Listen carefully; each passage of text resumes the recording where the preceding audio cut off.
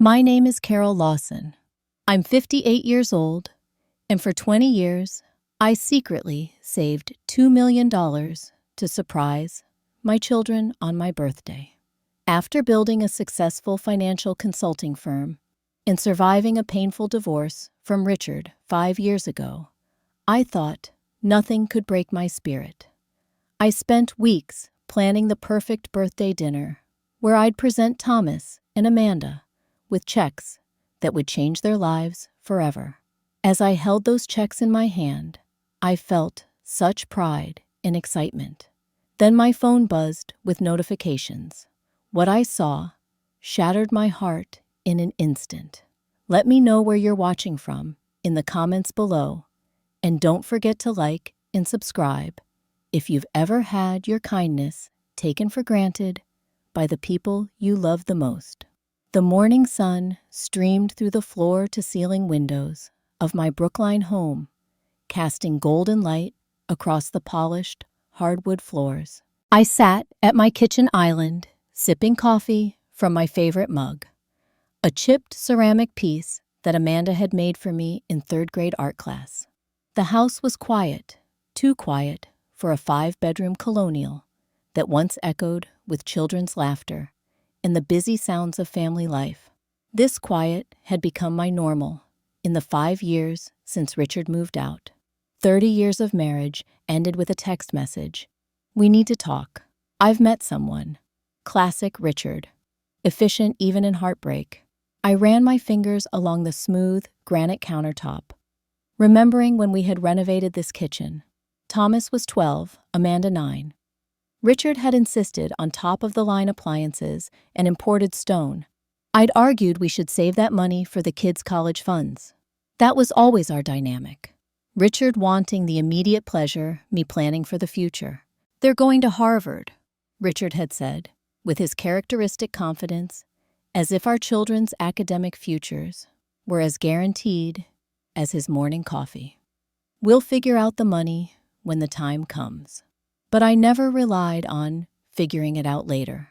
Growing up with parents who lived paycheck to paycheck had taught me that financial security required planning and sacrifice. While Richard spent, I saved.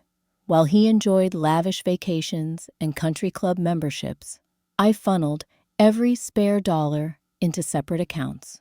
Our official family savings, which Richard knew about, and my secret fund, which no one did. My financial consulting firm, Lawson Wealth Strategies, had started small. Just me and a rented desk in a shared office space. I'd built it while raising 2 children and supporting Richard's ascent to becoming the CEO of a mid-sized pharmaceutical company. My days started at 5 in the morning and often ended after midnight. There were school plays. I missed soccer games. I watched from the car, while on conference calls, bedtime stories, delegated to babysitters. Mom's always working. I'd overheard Amanda tell a friend once when she was 12. The resignation in her voice had pierced my heart, but I pushed the guilt away. I was working for them for their future. They would understand someday. My company grew steadily. By the time Thomas was in high school, I was managing assets worth hundreds of millions. My clients trusted me with their futures, their retirements, their children's education funds. I developed a reputation for conservative, reliable growth strategies. Nothing flashy, just steady progress toward financial goals. I applied the same principles to my own finances, living well below our means, despite Richard's protests. "What's the point of having money if we don't enjoy it?" he'd ask, exasperated by my reluctance to upgrade to a new car when mine was perfectly functional at 8 years old. "We are enjoying it," I would counter. "We're enjoying the security of knowing our children's futures are protected."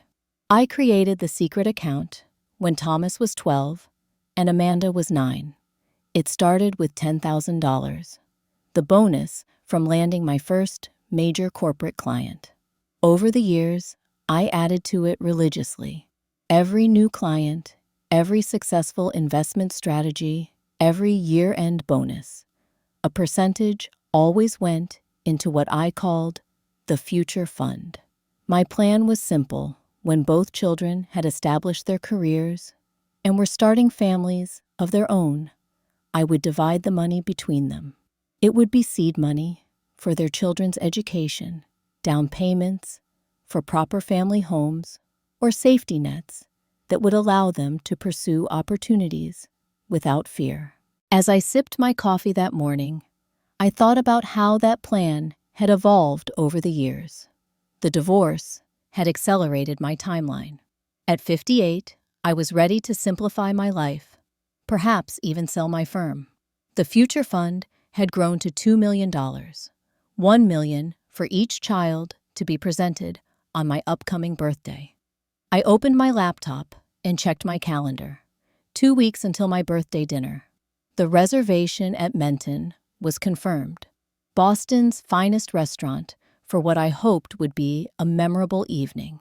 Thomas and Amanda had both confirmed they would attend, though their responses lacked enthusiasm. Thomas: "Sure, Mom. Put it on my calendar." Amanda: "I'll be there. Is it formal?" "No. Looking forward to it." Or, "Can't wait to celebrate with you."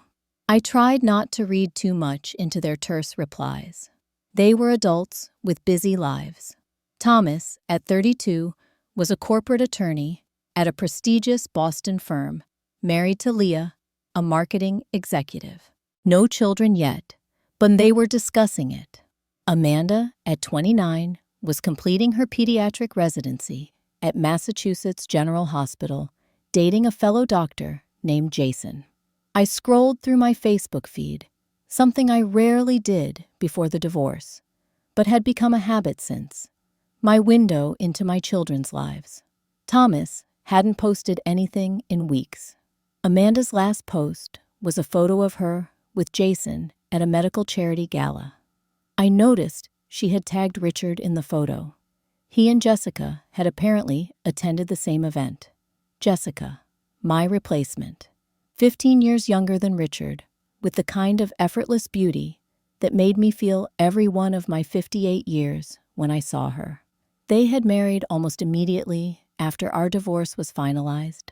A lavish ceremony in the Berkshires, to which Thomas and Amanda were invited, but I obviously was not. In the beginning after the divorce, my children had been supportive. They expressed outrage at their father's infidelity, promised they would always be there for me. But over time, something shifted. Weekend visits became monthly calls, which degraded further into sporadic texts. When I asked about getting together, there were always excuses. Work commitments, prior plans, rain checks offered, but never cashed. Meanwhile, through the filtered lens of social media and occasional slips in conversation, I learned they saw Richard and Jessica regularly. Sunday brunches at the couple's new penthouse downtown, holidays at their vacation home on Cape Cod, a 2-week trip to Italy last summer. Dad's treat, Amanda had mentioned casually, as if it wouldn't sting. The phone rang, interrupting my thoughts. It was Samantha, my closest friend, and the only person who had stood firmly by my side through the divorce. "Are we still on for lunch?" she asked. "Yes, meet you at Aquitaine at 12:30, I replied, closing my laptop. "Perfect. I have tea after with Linda, so I can't be late. How are the birthday plans coming?" "Everything's set. Thomas and Amanda confirmed they'll be there." And the big surprise still going through with it. I glanced at my home office, where the future fund documents were neatly organized in a leather portfolio. 2 cashier's checks, each for $1 million, made out to my children. Absolutely.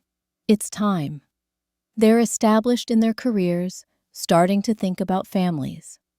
This is exactly what I've been saving for. Samantha was silent for a moment too long. "What?" I prompted. "Nothing. It's incredibly generous. I just wonder if they appreciate how hard you've worked for this.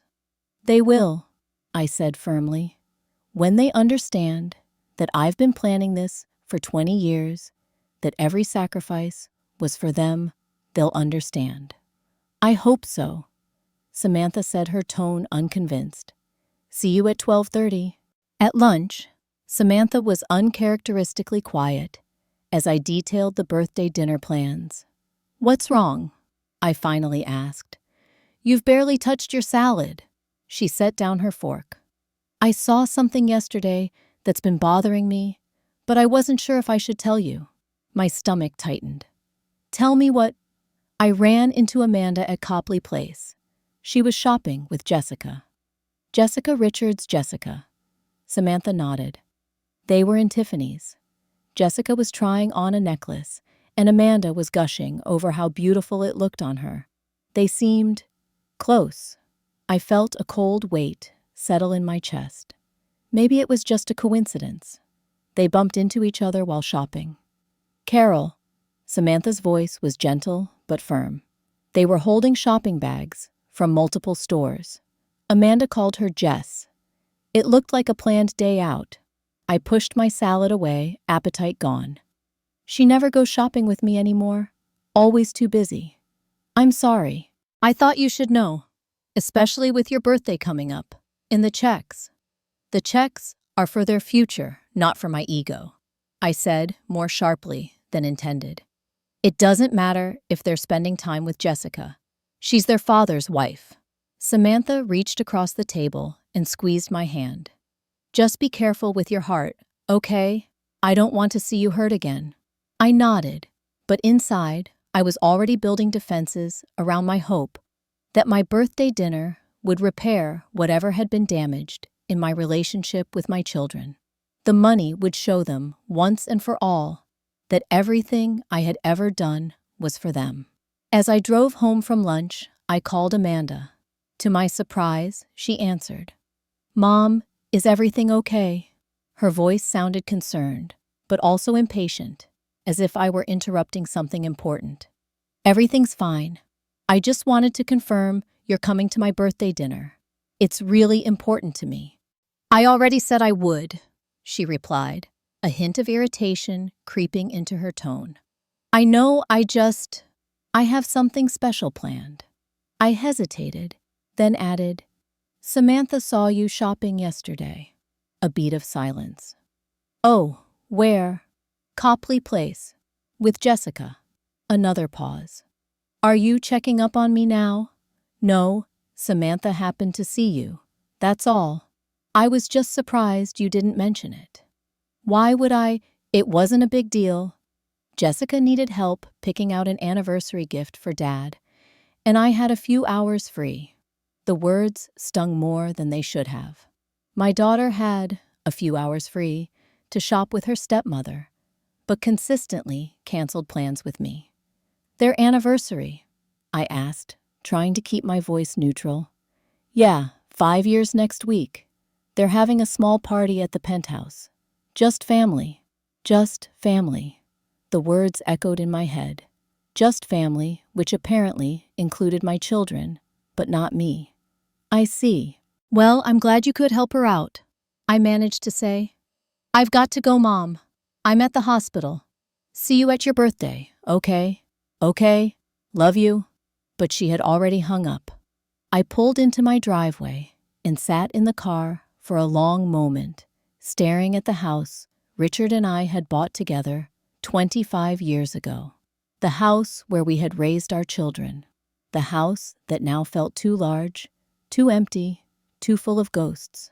Inside, I went straight to my office and opened the leather portfolio. The 2 cashier's checks stared back at me, each representing years of sacrifice and planning. Each a tangible expression of a mother's love. For a moment, I considered calling the whole thing off, but then I imagined the looks on Thomas and Amanda's faces when they realized what I had done for them. They would understand finally that every missed school play, every working weekend, every frugal choice had been an act of love.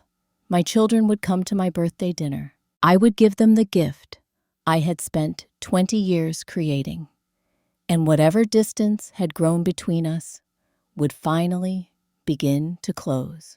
I closed the portfolio, not realizing that in less than 2 weeks, those checks and my relationship with my children would come to represent something very different than what I had planned. The days leading up to my birthday brought an unusual burst of activity from both Thomas and Amanda. Thomas called on Tuesday, asking if I had any preference for birthday gifts. "Just having you there is enough," I told him, warmed by the rare initiation of contact. "Come on, Mom. There must be something you want," he pressed. "Surprise me," I said, imagining his reaction when he received a gift worth 100 times whatever he was planning to buy me. Amanda texted on Wednesday, "Looking forward to your birthday dinner. Bought a new dress for it." These small gestures reinforced my belief that the dinner would be a turning point. Perhaps my children sensed the importance of this particular birthday and were making a special effort. I spent Thursday afternoon at Blue Mercury, treating myself to a facial and makeup consultation. The young beautician asked what occasion I was preparing for. "My birthday," I replied. "I'm turning 58. "No way," she exclaimed with practiced astonishment. "You look amazing." I knew it was part of her job to say such things, but I allowed myself to believe it, just a little. The divorce had aged me, etching new lines around my eyes and mouth that no cream seemed able to erase. But I was still attractive, still vital. My hair, now colored to hide the gray, was styled in a sleek bob that framed my face well. Regular Pilates and a personal trainer 3 times a week had kept my figure trim. "Will you be celebrating with family?" the beautician asked as she applied serum to my face. "Yes, with my son and daughter," I replied, not mentioning that my only other guests would be Samantha and 2 couples from my social circle, the only friends who had truly remained mine after the divorce, rather than gravitating to Richard's more active social life. That evening, I was reviewing some client portfolios when my phone buzzed with a notification. It was a Facebook memory, a photo from 5 years ago, just before the divorce. Richard and I at Thomas's law school graduation, flanking our son in his cap and gown, all of us smiling. I stared at my younger self, unaware that within months my marriage would be over. Out of curiosity, I navigated to Richard's profile. We weren't friends on Facebook anymore, but he kept his profile semi-public. His cover photo had been updated recently, a panoramic shot of him and Jessica on a boat, the Boston skyline behind them. His profile picture was new as well, Richard in a tuxedo and Jessica in a stunning red gown at what appeared to be a charity gala. I scrolled down, feeling the familiar mixture of hurt and morbid curiosity. A post from 2 weeks ago caught my eye, looking forward to celebrating 5 wonderful years with this amazing woman. Happy anniversary. Blessed. The post had dozens of likes and comments. My stomach clenched when I saw both Thomas and Amanda had not only liked the post, but left enthusiastic comments. Thomas: "Congrats to my favorite power couple. Can't wait to celebrate with you both." Amanda: "5 years of being the perfect addition to our family. Love you both so much. The perfect addition to our family." The words cut deep. It was as if my replacement had been seamlessly integrated while I had been pushed to the margins of my children's lives. I closed Facebook and tried to refocus on work, but my mind kept returning to those comments. I wondered when exactly Jessica had changed from the woman Dad left Mom for to the perfect addition to our family. When had my children's loyalty shifted?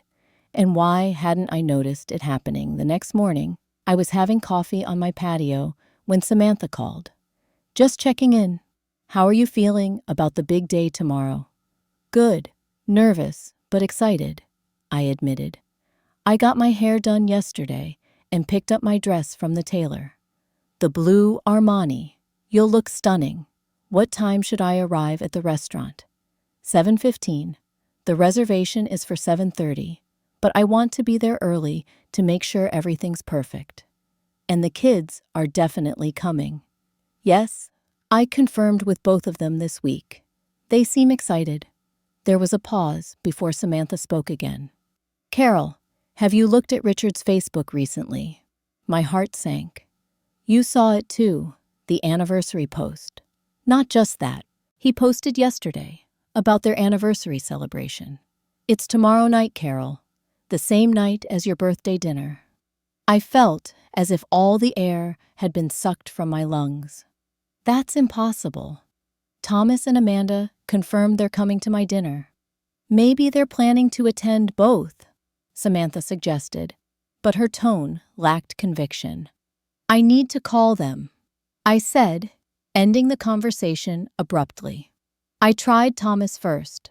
The call went straight to voicemail. I left a message asking him to call me as soon as possible. Next, I tried Amanda. No answer there either. I sent texts to both of them. Need to confirm you're still coming to my birthday dinner tomorrow night. Please call ASAP. Minutes stretched into hours with no response. By early afternoon, I was vacillating between worry and anger. I called Samantha back. Neither of them is responding to my calls or texts. Maybe they're just busy, Samantha offered, but we both knew that was unlikely. In the age of smartphones, I didn't see your message, had become the transparent lie it was. I'm going to drive by Richard's place, I decided suddenly. Carol, no, that's a bad idea. I just need to know if they're choosing his anniversary over my birthday. And if they are, what then? You'll confront them on Richard's doorstep. How will that help anything? She was right, of course. Making a scene would only reinforce whatever narrative Richard and Jessica had created about me. The bitter ex-wife who couldn't move on. You're right, I conceded. I'll wait for them to respond.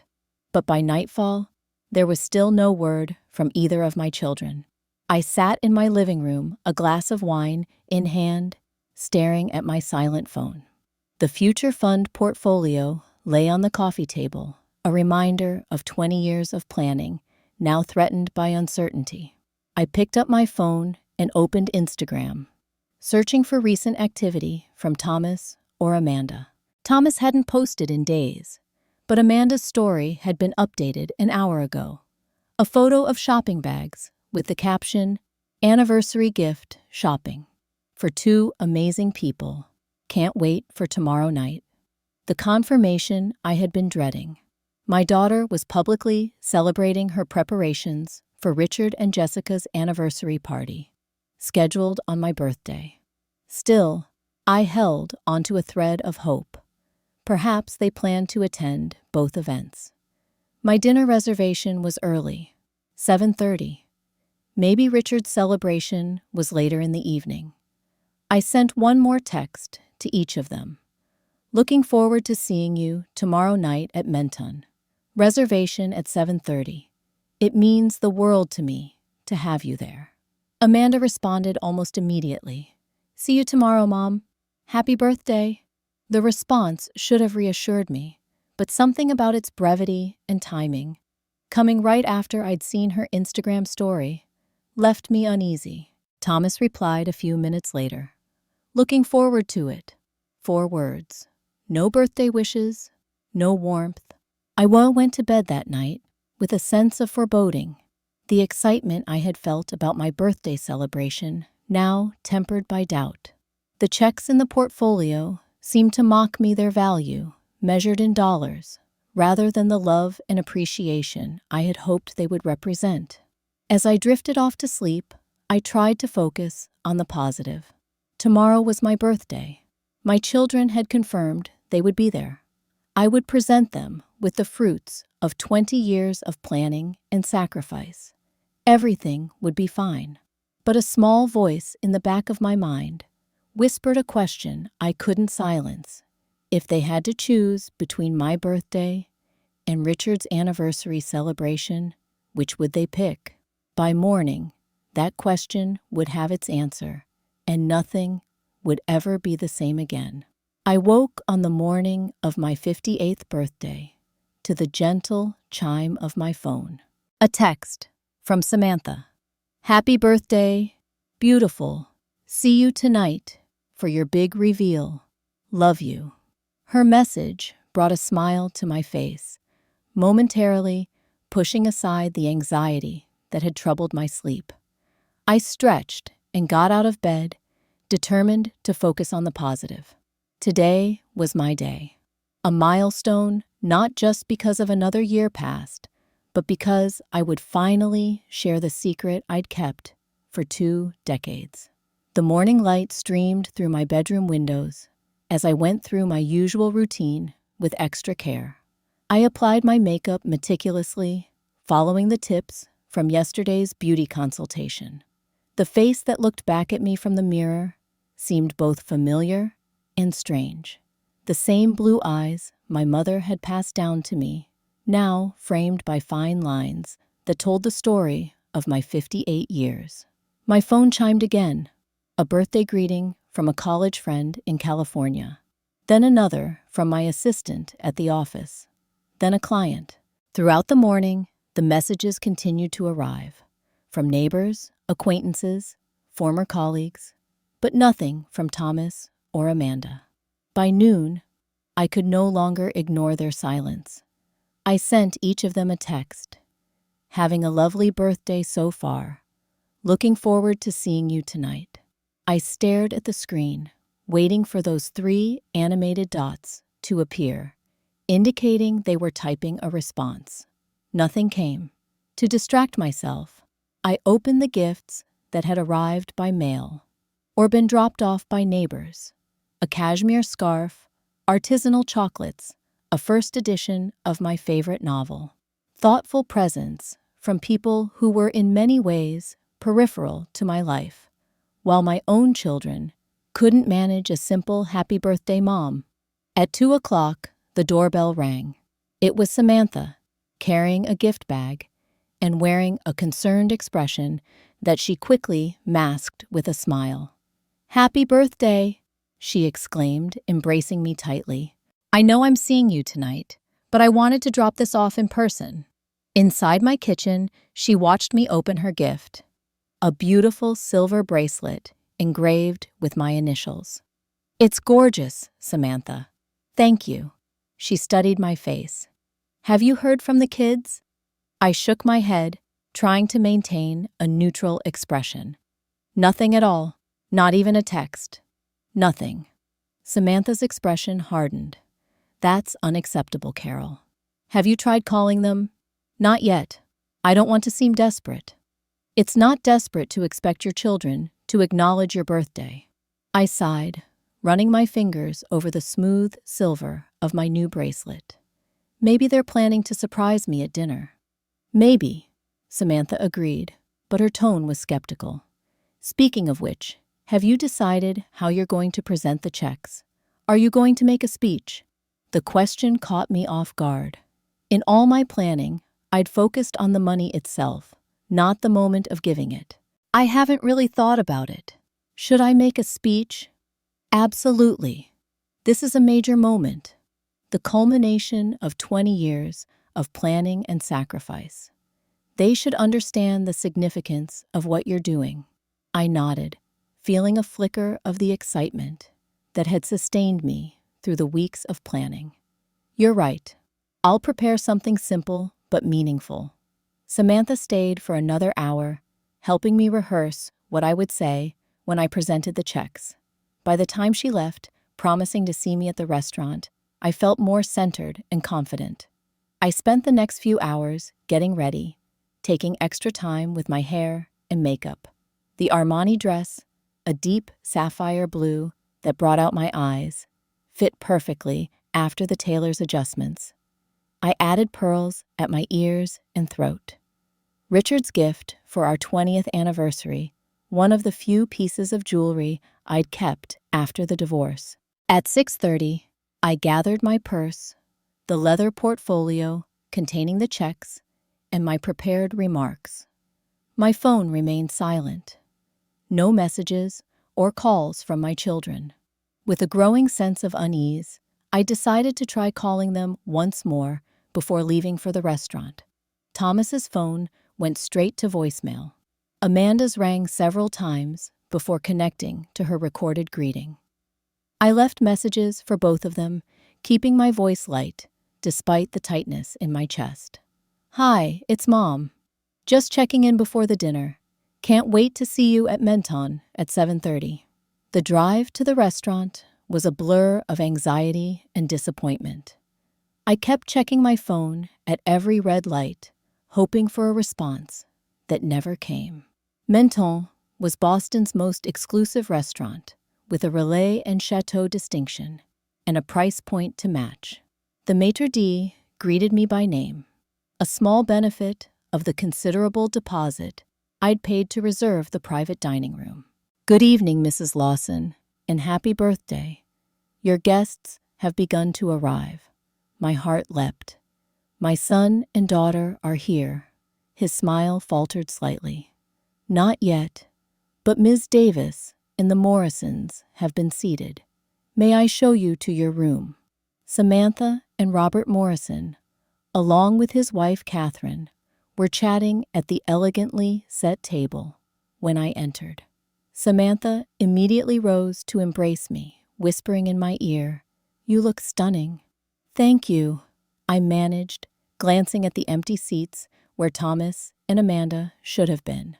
Robert raised his glass. "Happy birthday. Carol 58 never looked so good." I smiled automatically, accepting their good wishes, while trying to suppress my growing concern. The Morrisons had been friends with Richard and me for decades, one of the few couples who had made a point of maintaining their friendship with me after the divorce. The Andersons, James and Ellen, arrived a few minutes later, completing our party, except for the two most important guests. We ordered drinks, making small talk, while I checked my phone every few minutes. At 7:45, with no sign of Thomas or Amanda, and no response to my messages, Samantha gave me a questioning look across the table. I nodded slightly, and she discreetly signaled the waiter. "I think we should order some appetizers while we wait," she suggested to the table. By 8 o'clock, the truth was impossible to ignore. My children weren't coming. They had chosen Richard and Jessica's anniversary celebration over their mother's birthday dinner. "Perhaps there was a misunderstanding about the time," James Anderson suggested kindly. "Or maybe they're stuck in traffic," Ellen added. I smiled tightly, the lie obvious to everyone. "Let's go ahead and order. I'm sure they'll join us soon." As the waiter took our dinner orders, I excused myself and stepped outside the private dining room. In the quiet hallway, I tried calling both Thomas and Amanda again. Still no answer. With trembling fingers, I opened Instagram on my phone. Amanda had updated her story 5 minutes ago. A photo of a lavishly decorated dining room, Richard and Jessica's penthouse. The caption read, "Anniversary celebration for the best couple I know, #family time, #love." The image showed a table set for at least a dozen people with elaborate floral arrangements and champagne flutes. In the background, I could make out Thomas's distinctive profile as he chatted with someone out of frame. The proof was irrefutable. My children had deliberately chosen to attend their father's anniversary celebration rather than my birthday dinner. They hadn't even had the courtesy to tell me they weren't coming. I stood frozen in the hallway, staring at the image until the screen went dark. The pain was physical, a crushing weight on my chest that made it difficult to breathe. 20 years of planning of sacrifice, of imagining this moment, all destroyed by my children's casual cruelty. Samantha found me there, still clutching my phone. "Carol, the waiter needs to know if we should delay the entrees." When I looked up at her, the sympathy in her eyes told me she already knew. "They're at Richard's," I said, my voice sounding distant, even to my own ears. "I saw Amanda's Instagram post. They're celebrating Richard and Jessica's anniversary." Samantha's expression hardened. "Those ungrateful, selfish—" I held up a hand to stop her. "Please, not now." "What do you want to do?" What did I want to do? I wanted to go back in time, back to when Thomas and Amanda were small and looked at me with uncomplicated love. Back to when I was the center of their world, not an obligation to be avoided. "We'll have dinner," I decided. "My friends came to celebrate with me, and that's what we'll do." And the checks. The leather portfolio sat on my chair where I'd left it. $2 million meant to secure my children's futures, and I could now admit, buy back their love and attention. They stay with me. Back in the dining room, I pasted on a smile and rejoined the conversation, as if my world hadn't just collapsed. The Morrisons and Andersons, understanding the situation without being told, made a valiant effort to maintain a celebratory atmosphere.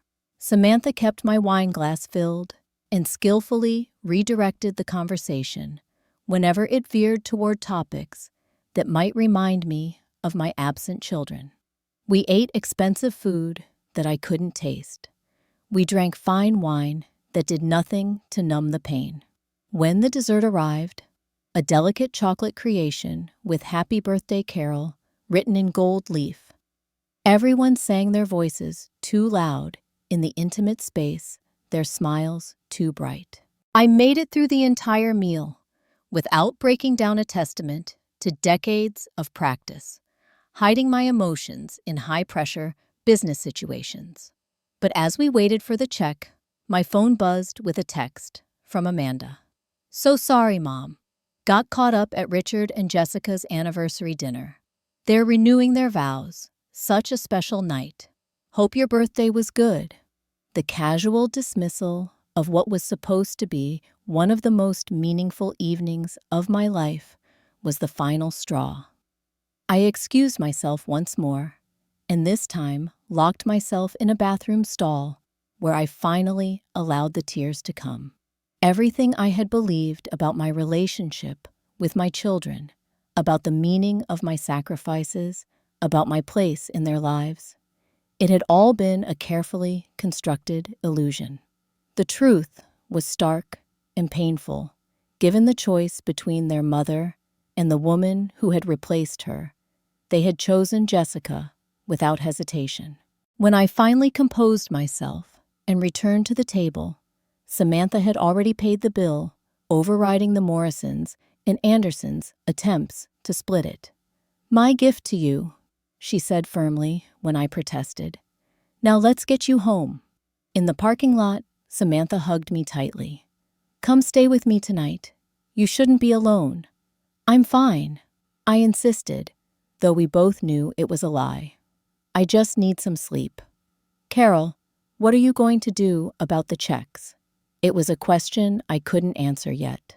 The money represented so much more than just financial security for my children. It was tangible proof of my love, my priorities, my identity as a mother. To withhold it now would be to admit that 20 years of sacrifice had been for nothing. "I don't know," I admitted. "I need to think." Driving home, I passed the gleaming high-rise where Richard and Jessica lived. Their penthouse would be alive with celebration. Right now, my children among the guests, raising glasses to the couple's happiness. I wondered if Thomas or Amanda had given a second thought to their mother sitting in a restaurant across town, waiting for them to arrive. At home, I hung up my beautiful blue dress, removed my makeup, and slipped into bed. The leather portfolio sat on my nightstand, a reminder of plans gone awry and expectations shattered. Tomorrow I would have to decide what to do about the money. Tomorrow I would have to face the reality of my relationship with my children. Tomorrow I would begin to rebuild my life around this new understanding. But tonight, on my 58th birthday, I allowed myself to grieve for the mother I had tried to be and the love I had assumed would be returned. The morning after my birthday dawned gray and rainy, matching my mood perfectly. I lay in bed, watching raindrops trace patterns on my bedroom windows, postponing the moment when I would have to face the day and the decisions it demanded. My phone, silent through the night, buzzed on my nightstand. A text from Thomas. Sorry about missing dinner. Got caught up with Dad and Jess's thing. It ran really late. Can we reschedule? The casual tone, the lack of any real apology, the diminishing of my birthday to dinner, while Richard and Jessica had a thing. It was all so revealing of where I stood in his priorities. I didn't respond. What could I say that would adequately express the depth of my hurt without sounding like the bitter, abandoned mother they probably already thought I was? The doorbell rang just after 9, startling me out of my contemplation. I wrapped myself in a robe and went downstairs to find Samantha on my doorstep, holding a bakery box and a tray with 2 coffee cups. I figured you could use breakfast and moral support, she said, brushing past me into the house without waiting for an invitation. In the kitchen, she unpacked croissants and poured coffee while I sat at the island, still wrapped in my robe, hair uncombed, eyes puffy from a night of intermittent tears. Have they contacted you? Samantha asked, sliding a plate toward me. Thomas texted, wanted to reschedule. I made air quotes around the word. And Amanda, nothing since last night's text about Jessica and Richard renewing their vows. Samantha's eyebrows shot up. Renewing their vows after 5 years, that's a bit premature, isn't it? Apparently, it was such a special night. I quoted Amanda's text, unable to keep the bitterness from my voice. So special, they couldn't spare 2 hours for their mother's birthday, Samantha muttered. Carol, I know you don't want to hear this, but your children are behaving abominably. I sighed, picking at my croissant without appetite. They're adults. They can choose how they spend their time. Yes, and their choices speak volumes about their character. I couldn't argue with that, but defending my children was a deeply ingrained habit. Richard has always been the fun parent. I was the one making them do homework, enforcing curfews, teaching responsibility. It's natural they'd gravitate toward him and his lifestyle. There's nothing natural about adult children abandoning their mother, who has sacrificed everything for them, Samantha countered. And Jessica may be younger and more glamorous, but she didn't raise them. She didn't sit up nights with them when they were sick, or help them with college applications, or teach them to drive. No, but she gives them what they want, access to Richard's money and lifestyle, without any of the expectations or guilt that come with me. Samantha regarded me thoughtfully. In the $2 million, have you decided what to do? I glanced toward my office, where I'd placed the portfolio after retrieving it from my nightstand. I don't know. Part of me wants to tear up the checks out of sheer hurt and anger. But that money was always meant for them. It's been the purpose behind so much of what I've done. The purpose was to give them financial security out of love, Samantha pointed out. But what if they don't value that love? What if they take the money and continue to prioritize Richard and Jessica over you? It was a question I'd been asking myself all night.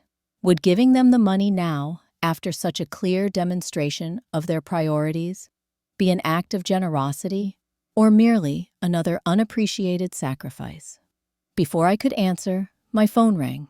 It was Amanda. I hesitated before answering, aware of Samantha watching me intently. "Hello, Amanda." "Mom, hi. Did you get my text last night about Dad and Jessica's thing?" "Yes, I got it. I'm so sorry we couldn't make it to your dinner. It was just, the vow renewal was planned months ago, and we couldn't really leave in the middle of it." I closed my eyes, trying to control my voice. "The dinner was planned weeks ago, Amanda. You confirmed you would be there." I know. It's just Dad and Jessica's anniversary only comes once a year, and so does my birthday." I interrupted a rare occurrence in our relationship. The dinner was important to me. I had something special planned. "We can do it another night," she offered, her tone placating. "Dad said we should take you to Capitol Grill to make up for it." The mention of Richard orchestrating my consolation dinner was the final indignity. "That won't be necessary. I need to go, Amanda. I have a meeting." "Mom, wait." I ended the call, my hand trembling slightly. Samantha watched me with concern. "Richard suggested they take me to Capitol Grill to make up for it," I told her, unable to keep the hurt from my voice. "How magnanimous of him," Samantha said sarcastically. "Carol, enough is enough. They need to understand that their actions have consequences." "What do you suggest? That I disown them, cut them off financially? They're already getting plenty from Richard." "No, but they need to hear how deeply they've hurt you. And maybe, just maybe, they need to know what they almost received. Let them understand the magnitude of what their choices cost them." I considered her words. The idea of confronting my children with the checks they might have received was tempting in a vindictive way, but it also felt manipulative. Would I be using the money as a weapon, a way to make them feel guilty for choosing their father over me? I need to talk to them in person, I decided. I need to hear why they made the choice they did. "And the money," Samantha pressed. "I don't know yet. I need to see their reaction first." I sent identical texts to Thomas and Amanda. "We need to talk. Please come to the house tomorrow at 10 a.m. It's important." Thomas responded almost immediately. "Can we do lunch instead? I have a morning meeting." "No," I replied. 10 a.m. at my house. Cancel your meeting." The directness of my response must have surprised him, because he simply replied, "Okay." Amanda's response came an hour later. "Is everything all right? You sound upset." "We'll discuss it tomorrow, 10 a.m. That afternoon, unable to sit with my thoughts any longer, I drove to my office. Working had always been my refuge, the place where I felt competent and in control, even when my personal life was in chaos. My assistant, Maria, looked surprised to see me. "Mrs. Lawson, I thought you were taking the day off. How was your birthday?" "It was fine." I lied. I just needed to check on a few things. In my office, I immersed myself in client portfolios and investment research, finding solace in the straightforward world of numbers and projections. Here, effort produced predictable results. Here, strategies, developed over time, led to the expected outcomes. Unlike motherhood, where 20 years of sacrifice and planning could be undermined in a single evening. As the afternoon wore on, I found myself drawn to a particular client file, a charitable foundation focused on educational opportunities for underprivileged youth. Over the years, I had helped the foundation grow its endowment substantially, enabling it to expand its scholarship programs across New England. I remembered the foundation's annual reception I'd attended last spring, where scholarship recipients spoke about how the funding had changed their lives. Young people who valued education, who were grateful for the opportunities they'd been given, who understood that someone's sacrifice had made their dreams possible. The contrast with my own children was stark and painful. By the time I left the office, the seed of an idea had taken root in my mind. An alternative purpose for the money I had saved, a way to create meaning from my children's rejection. But first, I needed to hear what Thomas and Amanda had to say. I needed to look them in the eyes and understand if there was anything left of the relationship I thought we had. That night, I removed the checks from the leather portfolio and placed them in my home safe. Whatever happened tomorrow, I wanted the option to present them or withhold them, depending on how the conversation unfolded. I slept fitfully, rehearsing conversations in my head, imagining scenarios ranging from tearful reconciliations to angry confrontations. By morning, I was exhausted, but resolute. Today would be a turning point, either the beginning of a new, more honest relationship with my children, or the final confirmation that the family I had tried to build through sacrifice and planning had already crumbled beyond repair. At precisely 10 o'clock, the doorbell rang. Thomas and Amanda had arrived together, a united front. I took a deep breath and opened the door to face my children and the truth about our relationship. Thomas and Amanda stood on my doorstep, their expressions a mixture of concern and defensiveness. Thomas, in his perfectly tailored suit, clearly planning to head to work after our meeting. Amanda, in hospital scrubs, probably scheduled for a shift later. "Come in," I said, stepping aside without the usual hug or kiss I would have offered. They exchanged a quick glance as they entered a silent communication that excluded me. In my living room, they took seats on the couch while I chose the armchair opposite, creating a deliberate distance. "Is everything okay, Mom?" Amanda asked. "Your texts seemed intense." "No," I replied simply. "Everything is not okay." Thomas shifted uncomfortably. "Look, if this is about missing your birthday dinner, we've already apologized. It was just bad timing with Dad and Jessica's anniversary." "Bad timing," I repeated. "That's an interesting way to describe a deliberate choice." Amanda frowned. "It wasn't like that. Their vow renewal ceremony was planned months ago. And yet, you both confirmed you would attend my birthday dinner. You didn't mention any conflict until after you had already chosen to be with them instead of me." "Mom, we couldn't just leave in the middle of their ceremony," Thomas argued. "It would have been rude." "But standing up your mother on her birthday wasn't rude," I countered. "Not even sending a text until hours later wasn't rude." "We sent texts," Amanda protested. "After the fact. After I had already sat in that restaurant with my friends, explaining that my children weren't coming." "We're sorry," Thomas said, but his tone lacked genuine remorse. "We'll make it up to you. Dinner anywhere you want, our treat." I studied my son's face, so like Richard's, with the same charm that expected forgiveness without real atonement. "This isn't about dinner, Thomas. It's about priorities. It's about respect." "We respect you, Mom," Amanda insisted. "No, you don't. Not really." I took a deep breath, steadying myself. "When was the last time either of you called just to check on me? When was the last time you invited me to dinner or a movie or just coffee? When was the last time you made me a priority in your lives?" They exchanged another glance, neither able to provide an answer. "But you never missed Sunday brunch with Richard and Jessica," I continued. "You never missed their parties or trips to the Cape. You call Jessica the perfect addition to our family on social media." Amanda flushed.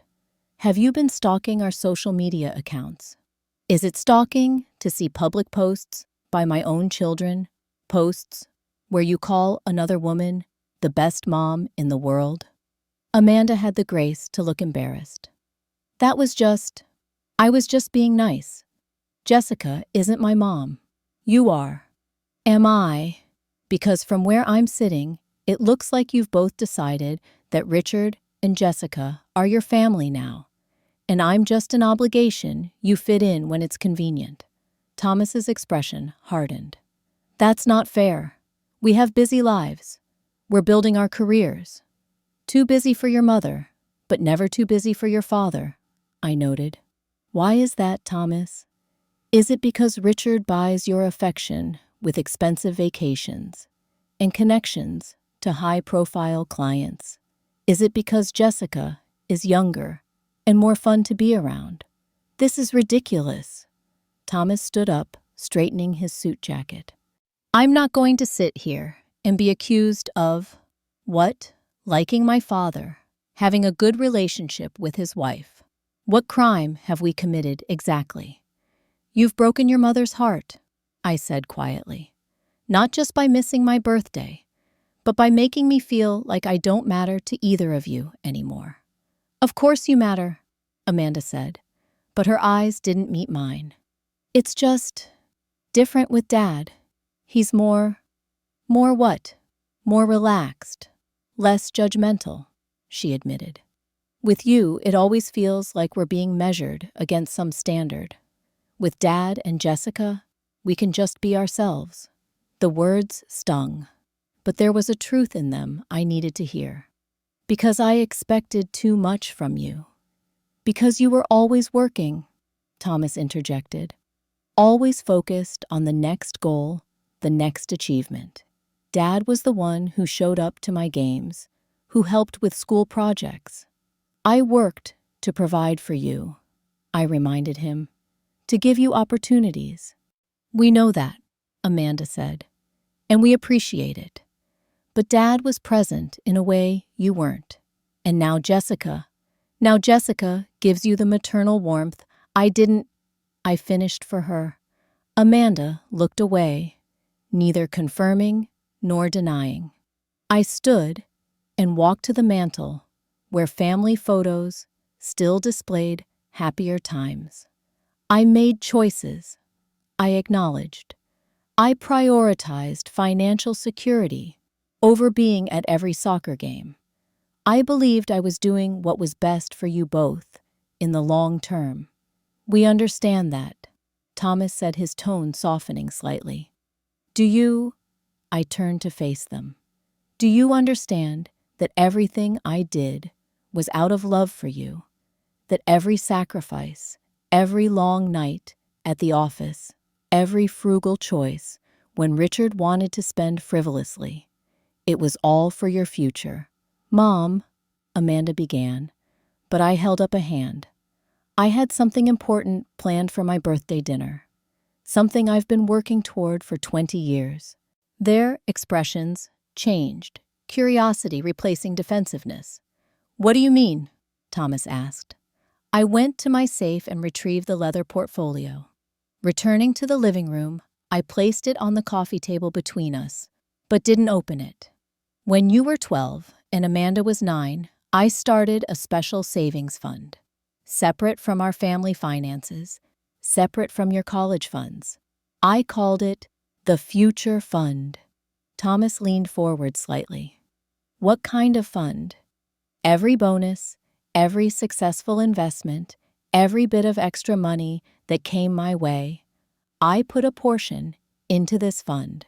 For 20 years, through market, ups and downs, through the divorce, through everything. Amanda's eyes were fixed on the portfolio. And that's it in there. I nodded.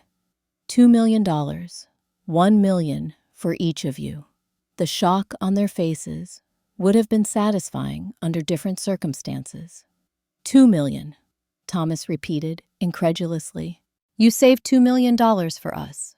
Yes, I planned to give it to you at my birthday dinner, a surprise 20 years in the making.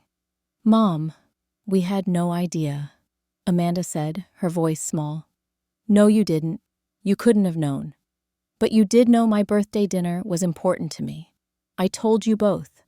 And still, you chose Richard and Jessica's anniversary. The weight of their choice seemed to finally register on their faces. "So, the money?" Thomas asked hesitantly, his eyes still on the portfolio. "Is that all you care about right now?" I asked, a spark of anger flaring. "Not the fact that you hurt me deeply, not the 20 years of sacrifice that went into saving it. No, of course not." He backpedaled quickly. "I'm just surprised." I studied my children's faces, searching for genuine remorse, for understanding of what their actions had cost emotionally, not just financially. What I saw was complicated. Shock, certainly, and some shame, but also calculation. They were already thinking about the money, about what it could mean for them. "I haven't decided what I'm going to do with the money," I told them honestly. "It was meant for you, but that was when I believed I still had a meaningful place in your lives." "You do," Amanda insisted. "Mom, we're so sorry. We had no idea about any of this."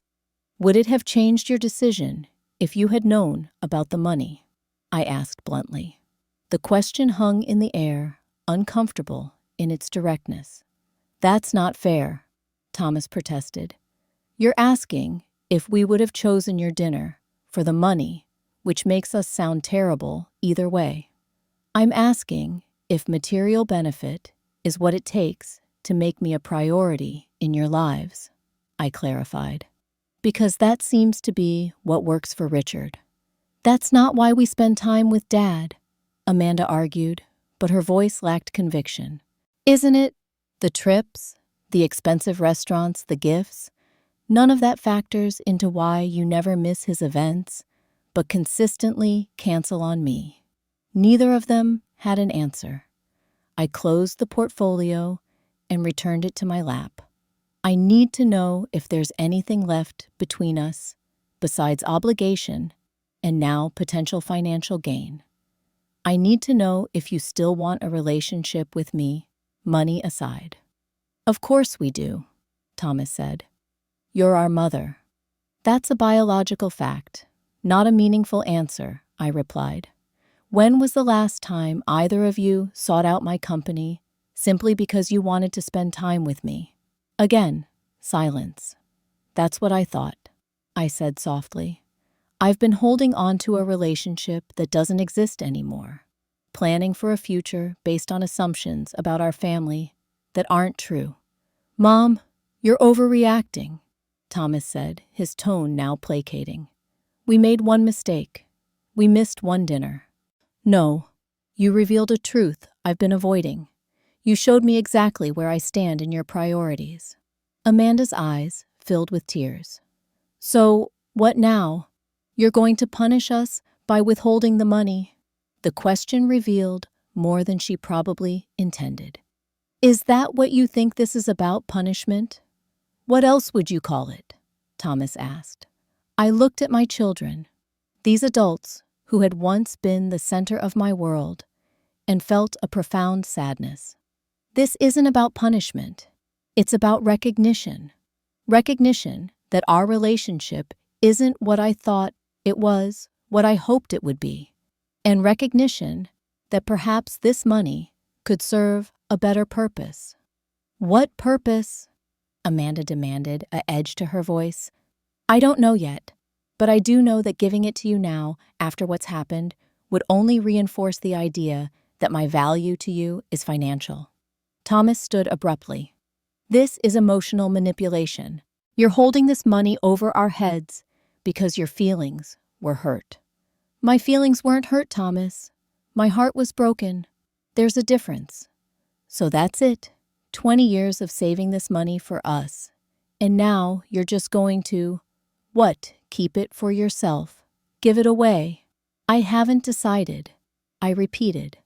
"I wanted you to know it exists, to understand what your choice cost you.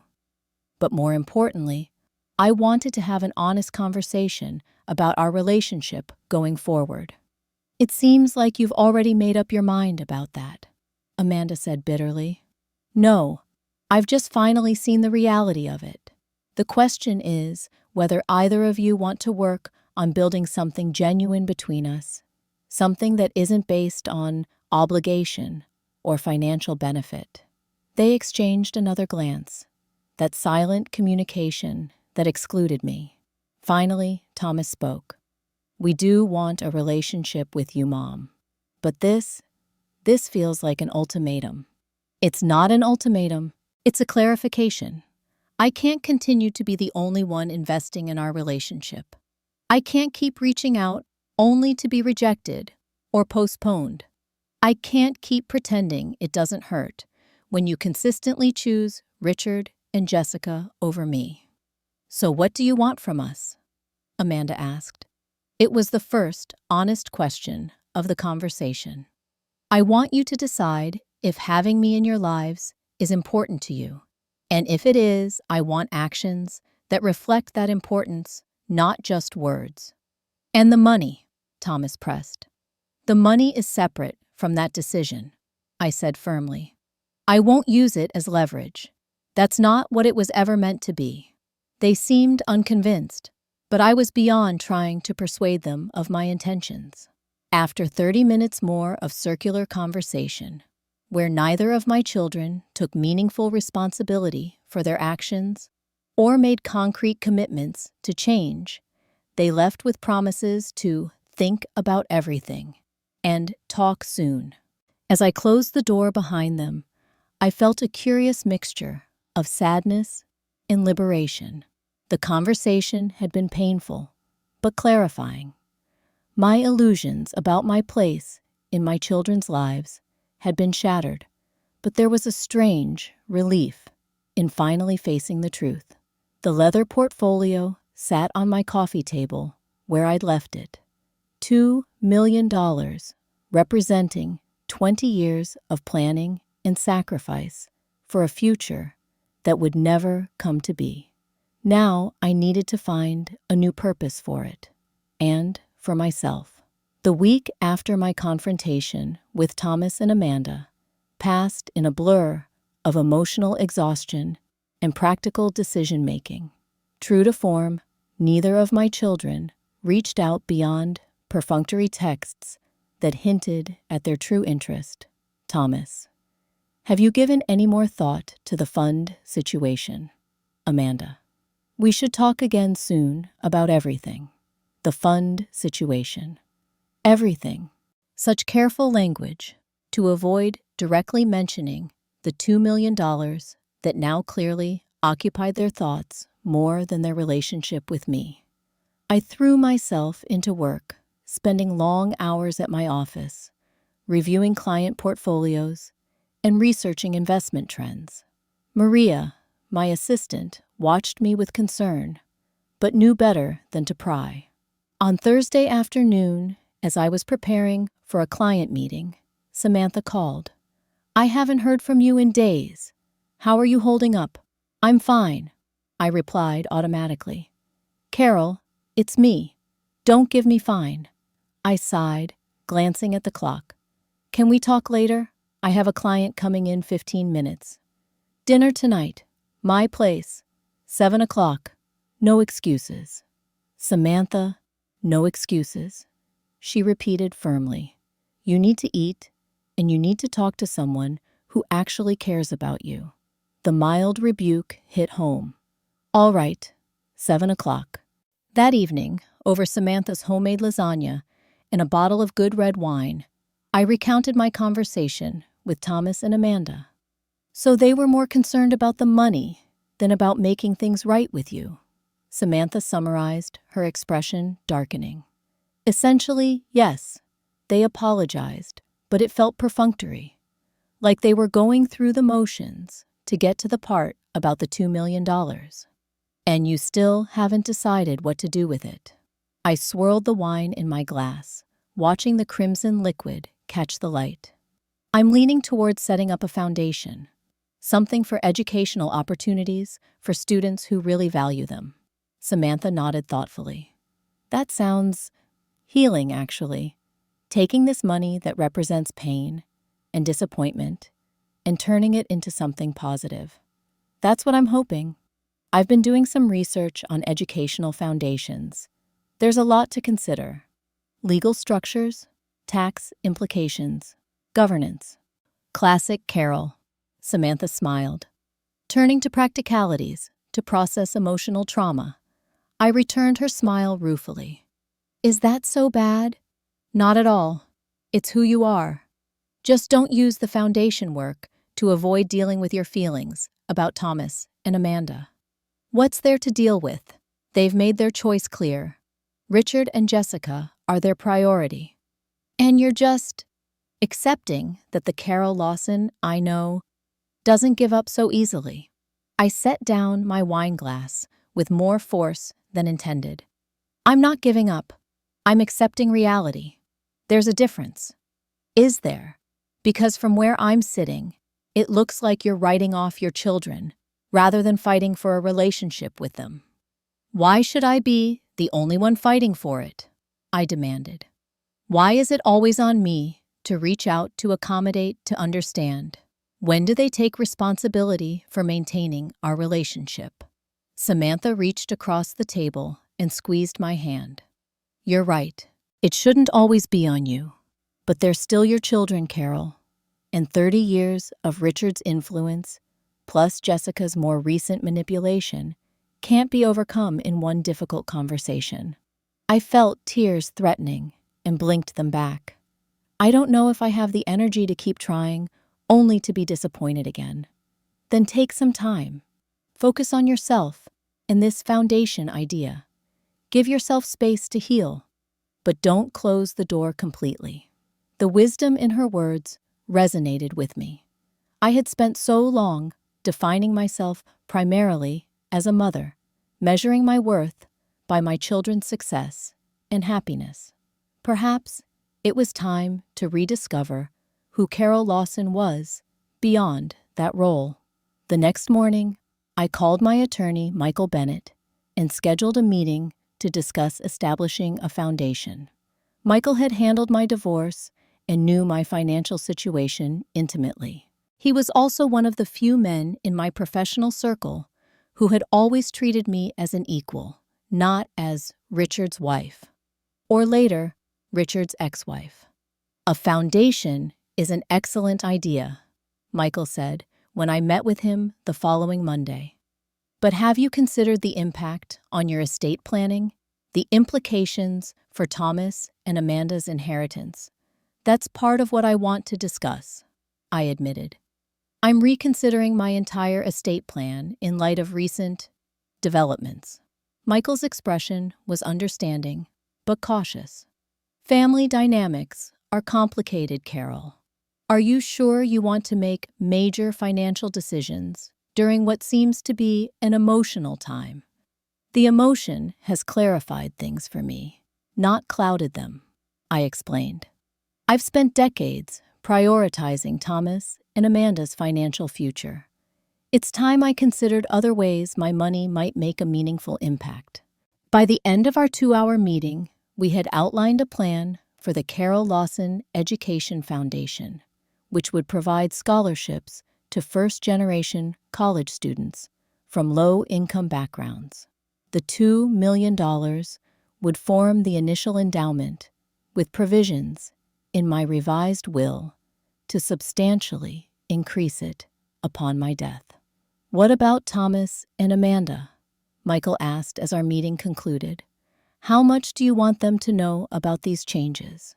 It was a question I had been wrestling with. Part of me wanted to tell them everything, to make them understand the consequences of their choices. Another part wanted to proceed quietly, without the drama of another confrontation. For now, let's keep the details between us, I decided. They know I'm reconsidering what to do with the money. That's enough information until everything is finalized. Over the next few weeks, I threw myself into establishing the foundation. I researched similar organizations, consulted with education experts, and worked with Michael on the legal framework. The project gave me a sense of purpose I hadn't felt in years, a clear goal untainted by familial obligation or emotional complexity. During this time, both Thomas and Amanda made sporadic attempts at contact. Thomas invited me to lunch, but canceled the day before due to an urgent client matter. Amanda called once, but the conversation remained superficial, neither of us willing to broach the subject of our last meeting. Richard surprisingly reached out via email. Heard from the kids that you're going through a rough time. If you need to talk, I'm here. The presumption that he would be a source of comfort after everything that had happened was so absurd, it almost made me laugh. I deleted the email without responding. 6 weeks after my birthday, with the foundation's legal structure nearly complete, I received an unexpected call from Amanda. "Mom, can we meet just the two of us?" Something in her voice, a vulnerability I hadn't heard in years, made me agree immediately. "When and where?" "Today, if you're free. That coffee shop near your office that you like." 2 hours later, I sat across from my daughter, noting the dark circles under her eyes and the tension in her posture. "Thank you for meeting me," she began, cupping her hands around her coffee mug as if seeking warmth. "Of course. Is everything okay? You seem stressed." Amanda took a deep breath. "Jason and I broke up." "Oh, Amanda, I'm sorry. What happened?" "It's complicated, but part of it was because of what happened with you." I raised my eyebrows, surprised. "With me?" She nodded. "After our conversation at your house, I was upset, confused. I talked to Jason about it, about the money, and everything you said about priorities." I waited, allowing her to continue at her own pace. "He said something that really hit me. He asked if I would want our kids to treat me the way I've been treating you." Her voice wavered. And I couldn't answer him. The simple honesty of her admission touched me deeply. "Amanda." "No, please, let me finish," she interrupted. "I've been thinking a lot about what you said, about how we've been making Dad and Jessica a priority over you. And you're right, we have been." "Why?" I asked softly the question that had been haunting me for weeks. Amanda looked down at her coffee. "It was easier. With Dad, there are no expectations except to show up and have fun. He pays for everything, plans, everything. With Jessica, she makes everything about making us feel special, important. And with me, with you there's history, complexity, expectations." She looked up, meeting my eyes. "And guilt, I think. Guilt because deep down, we know we haven't been fair to you. We know you sacrificed more for us than Dad ever did. But acknowledging that means facing our own ingratitude." Her insight surprised me. "That's very self-aware. Therapy," she admitted with a small smile. "I started going after Jason, and I broke up. It's been revealing." "I'm glad you're getting support," I said genuinely. "Mom, I don't expect you to forgive me right away, and I don't expect you to change your mind about the money. But I want you to know I'm sorry, truly sorry, not just for missing your birthday, but for everything before that. For letting our relationship deteriorate, for taking you for granted." I reached across the table and took her hand, something I hadn't done in years. "Thank you for saying that. It means a lot to me. I've also been thinking about what you asked, whether I want a real relationship with you, money aside. And I do. I really do. What about your father and Jessica?" "I'm not cutting them out," she said honestly. "But I'm trying to be more conscious of balance, of making sure you know you matter to me too." It wasn't a perfect answer, but it was a real one. And for the first time in months, perhaps years, I felt like I was talking to my daughter, not a polite stranger who happened to share my DNA. We talked for over 2 hours, covering topics we had avoided for too long. her true feelings about the divorce, my regrets about working so much during her childhood, our mutual insecurities about our relationship. As we prepared to leave, Amanda asked the question I had been expecting. "And the money, have you decided what you're going to do?" "Yes," I said. "I'm establishing a foundation to provide educational opportunities for underprivileged students." She nodded, absorbing the information without visible reaction. "That sounds worthwhile. I hope it brings you fulfillment." "It already has," I told her. "It's given me a purpose beyond defining myself solely as your mother." "Will you tell me more about it sometime?" she asked. "Maybe I could help in some way. With my medical background, I mean." The offer surprised and touched me. "I'd like that very much." As we hugged goodbye, a real embrace, not the perfunctory gesture that had become our norm, I felt something shift between us.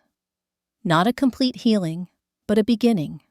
A small step toward a relationship based on mutual respect and genuine care, rather than obligation and history.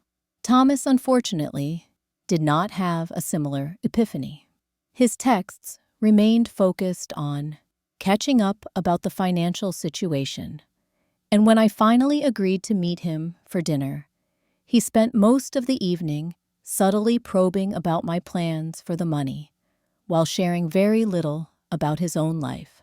"I respect your decision to use the money for a foundation," he said at the end of our stilted meal, his tone making it clear he did not, in fact, respect it at all.